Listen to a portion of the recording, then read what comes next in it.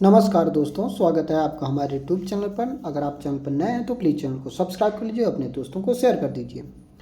इसकी पीडीएफ आपको Telegram group में मिल जाएगी। ठीक है, तो डिक्टेशन शुरू करते हैं। 85 शब्द प्रति मिनट की गति से 5 सेकंड बाद लिखने के लिए तैयार हो जाइए।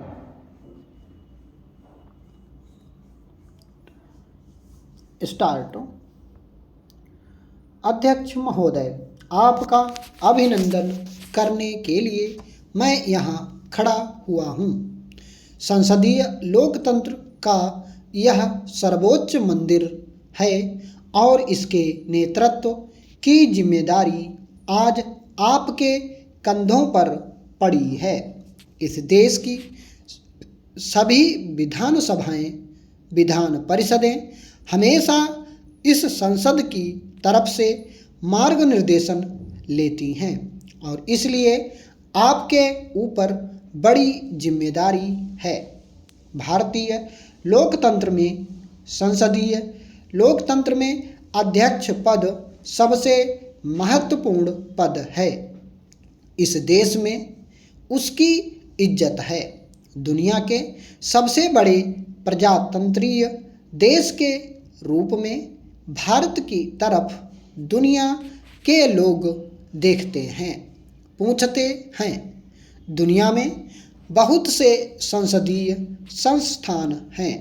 उन सब में भारत की लोकसभा के अध्यक्ष का एक विशेष स्थान है। राष्ट्रमंडल संसदीय संगठन हो या अन्य दुनिया के संसदीय संगठन हो, सभी में भारत के लोकसभा अध्यक्ष का एक महत्वपूर्ण स्थान है और यह जिम्मेदारी पूरा करने का काम अब आपको करना पड़ेगा। सदन के नेता ने जो कहा है उनसे मैं सहमत हूँ कि इस पद पर बहुत मान्यवर व्यक्तियों ने इस देश के संसदीय लोकतंत्र को मजबूत करने के लिए बहुत बड़ा योगदान दिया है, जिनमें मावलंकर जी का उल्लेख हो सकता है। अध्यक्ष महोदय, आदरणीय चंद्रशेखर जी ने और मेरे मित्र श्री सोमनाथ चटर्जी ने जो कुछ कहा है मैं उससे सहमत हूँ। प्राकृतिक प्रकोप के मामले में राजनीति नहीं होनी चाहिए, न राजनीति लाने का हमारा इरादा है। जो कुछ हुआ है, अगर उसमें आपको राजनीति दिखाई देती है तो वह मेरी गलती है, मैं उसे स्वीकार करता हूँ। जब मैंने कृषि मंत्री को तत्काल आपदाग्रस्त क्षेत्र में जाने के लिए कहा तो मैं समझता था कि मिदनापुर के क्षेत्र का प्रतिनिधित्व मंत्री जी करते हैं और इसलिए मैंने उनसे तत्काल संपर्क किया। अगर मेरे मन में राजनीति होती तो उन्हें संपर्क करने की क्या ज़रूरत थी, और अगर मुझे पता होता कि 4 और भी सदस्य उस क्षेत्र से जुड़े हुए हैं तो मैं उन्हें भी भेज सकता था। अगर वह जाना चाहें तो हम अभी प्रबंध करने के लिए तैयार हैं, लेकिन ऐसा जानबूझकर नहीं किया गया। महोदय, रेल परिवहन ऊर्जा के उपयोग की दृष्टि से बहुत ज़्यादा किफ़ायती है और सड़क परिवहन की तरह यह पर्यावरण को नुकसान भी नहीं पहुंचाता है। इसके बावजूद भूतल परिवहन में रेलों का हिस्सा निरंतर कम होता जा रहा है। इस अवांछनीय रुख को रोकने की ज़रूरत है। पूरी दुनिया में रेल परिवहन में नए सिरे से दिलचस्पी ली जा रही है।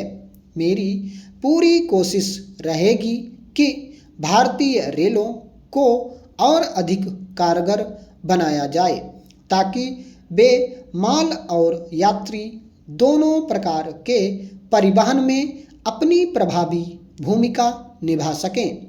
महोदय, भारत के माननीय प्रधानमंत्री श्री अटल बिहारी वाजपेयी जी के गतिशील नेतृत्व में काम करना मेरे लिए बड़े सौभाग्य की बात है और रेल परिवार के प्रमुख के रूप में भी मैं गौरव का अनुभव कर रहा हूँ।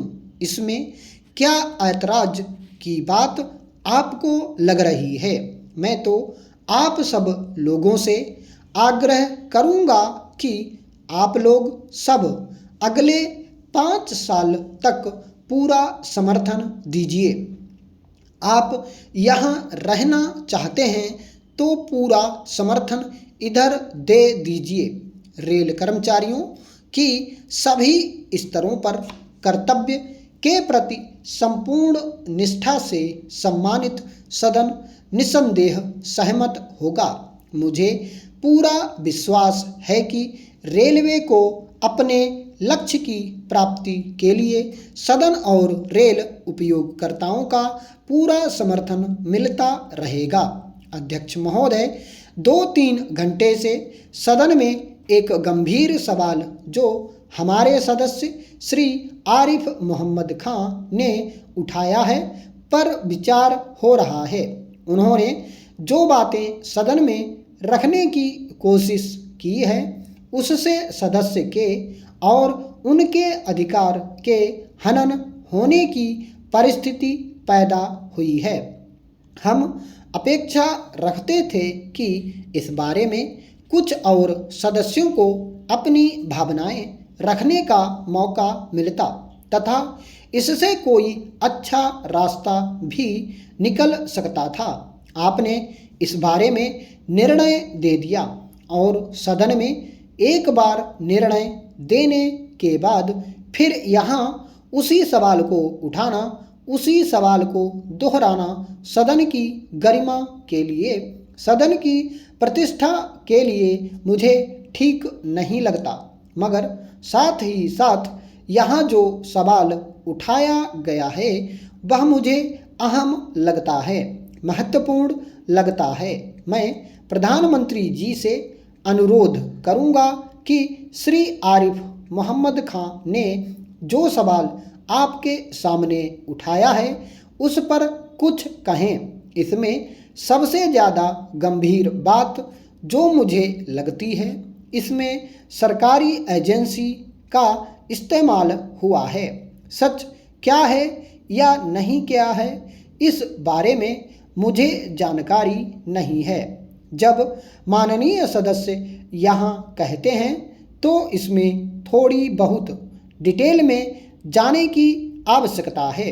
ऐसा कुछ हुआ है तो उसे दुरुस्त करने की आवश्यकता है और अगर नहीं हुआ है तो तथ्य देशवासियों के सामने रखने की आवश्यकता है कि ऐसा कुछ नहीं हुआ है, क्योंकि इस एजेंसी की इज्जत रखने की हम लोगों को कोशिश करनी चाहिए।